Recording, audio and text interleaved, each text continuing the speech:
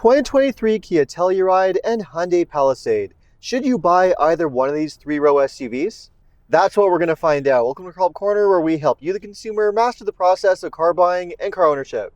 I don't think that it's an exaggeration to say that both the Palisade and Telluride have completely changed the way a lot of consumers look at both Hyundai and Kia.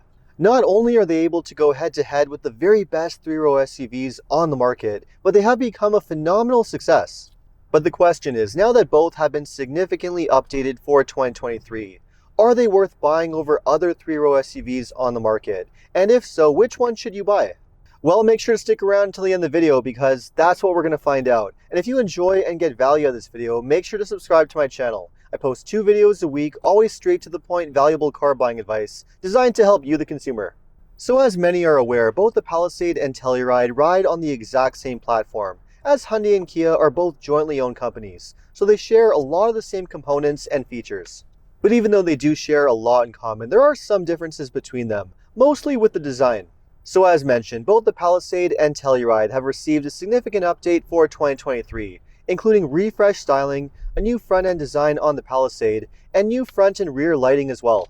There have also been some changes to the packages and trim levels that are available, including a new off-road package that gets a more beefier, rugged look, and even some off-road equipment like 18-inch wheels with all-terrain tires. And a lot of really impressive features and new technology has been added to the higher trims, but more on that a little bit later in the video. One thing that hasn't changed with either the Palisade or Telluride though, is what's found underneath the hood. Both SUVs use the exact same naturally aspirated 3.8-liter V6 engine, producing 291 horsepower and 262 pound-feet of torque. Now, even though this is a smooth and refined engine with good adequate power for SUVs of this size, one thing it's not so great with is fuel economy. It's only able to achieve around 19 to 24 miles per gallon, or roughly 10 to 13 liters per 100 kilometers, which is average at best for a three-row SUV in this class. But even though the fuel economy is not that great, I do think that this is a really well-suited engine for both the Palisade and Telluride to have. It's also worth adding that both SUVs have a really impressive towing capacity of up to 5,000 pounds, and if you go for the Pro X off-road trim on the Telluride, you can tow up to 5,500 pounds, which is more than any other three-row crossover SUV. Not only does it perform very well, but it is a well-proven engine. Hyundai and Kia have been using this engine for a little over a decade now, and even though it does have some issues here and there, mostly with direct fuel injection and carbon buildup, it does have a pretty solid track record when it comes to its reliability. And perhaps most importantly, this engine is not affected by the very serious Hyundai and Kia engine recall, where the 4-cylinder engines are known to catch on fire or seize up and fail completely. So if you were hearing a lot of news about these issues in various Hyundais and Kias and were concerned about buying one of these SUVs, you don't need to be worried because the V6 engine in these is one of the safe ones. Another well-proven, reliable component that you get with these SUVs is the smooth shifting 8-speed automatic transmission, which is far superior than the dual clutch unit that's found on some other Hyundai and Kia models. For the most part, it's just really hard to find fault with the way these SUVs drive. They're very smooth and refined with great power, and they just feel very comfortable and great to drive every day. In many ways, they honestly feel a lot more like luxury SUVs to drive, rather than just regular mainstream SUVs, and I don't think that's any exaggeration. One nice feature that's offered on the higher trims that's certainly a luxury SUV touch is the self-leveling rear suspension, which is a nice feature to have. And luckily, it's not a super complicated air suspension setup like you find on a lot of high-end luxury SUVs. The system just uses adaptive rear shocks to keep the rear suspension level, which is a nice feature that you don't see in a lot of other SUVs in this price range. It's also worth mentioning that both the Palisade and Telluride do come standard with all-wheel drive in Canada, although in the US you do get the choice of either front-wheel or all-wheel drive. Now, even though the Palisade and Telluride do feel more or less the same from behind the wheel in terms of the way they drive, which is to be expected, given that they do share the same platform and have the exact same drivetrain too, where you are going to find more differences is with the interior layout. Like the exterior design, both SUVs have a very unique interior design as well, although the technology below the surface is more or less the same. For 2023, both SUVs get an updated infotainment system with dual 12.3-inch displays, one in the center and one behind the steering wheel too. Now, this dual screen setup really is a standout feature in both SUVs. The infotainment system has an excellent user interface with great looking graphics, excellent responsiveness, and standard Apple CarPlay and Android Auto capability.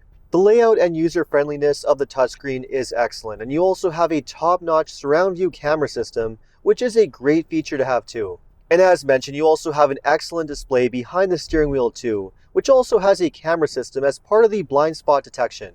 And that's really just tipping the surface of the available features that both of these SUVs offer, which really is one of their major selling points. And for 2023, they've even added a few luxury features which were previously never available in this segment.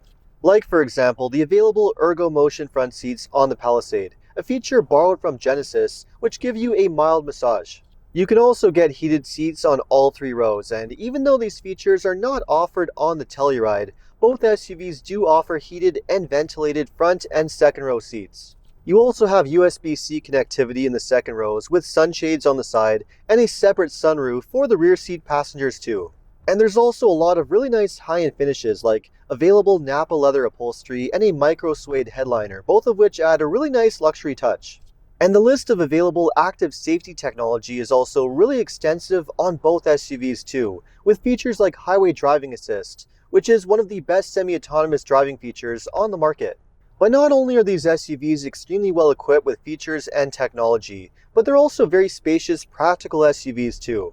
Both offer very similar room for passengers in all three rows of seats, with a decent sized cargo area too. Although not quite the most spacious three-row SUVs in the segment, that would be the updated Honda Pilot. These are still extremely practical and spacious SUVs. Aside from the differences with the design and the fact that the Palisade offers a few additional features that you can't get in the Telluride, the only other real differences between these two SUVs is that the Palisade has a push-button gear selector, whereas with the Telluride, you have a traditional gear lever, which is what I prefer, and I know a lot of buyers prefer too. There are also some differences when it comes to the pricing. Pricing for the Palisade ranges from between $37,000 to $52,000 US, or $50,000 to $60,000 Canadian. With the Telluride, the pricing is very similar to the Palisade in the US. In Canada, however, it is priced a little bit higher, between $52,000 to $65,000 Canadian. Now there's no question that is a significant amount of money. In the past, both Hyundai and Kia used to be the value players in the segment. They used to be priced significantly cheaper than the competition, while giving you a lot more for your money. But that doesn't seem to be the case anymore.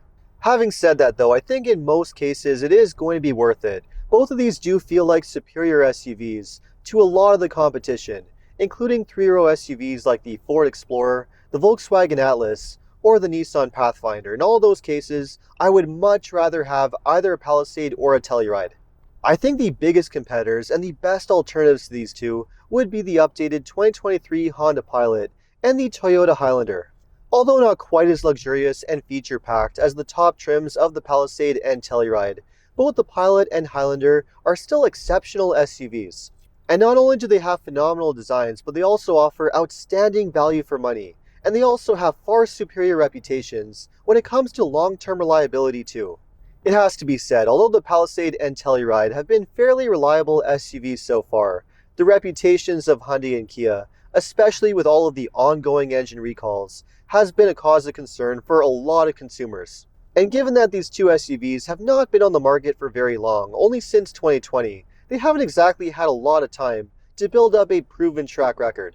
So if you want to play it on the safe side and buy something that does have a well-proven reputation for reliability, you would be much safer going with either the Honda or Toyota instead. It is worth adding, however, that both Hyundai and Kia do offer the longest warranties on the market for added peace of mind. And because of their incredible popularity on the market with limited demand due to the car shortage, with very long waiting periods at the dealer, both of these SUVs also have extremely strong resale value too, not unlike Toyota and Honda, which is something that you really couldn't say of Hyundai and Kia in the past.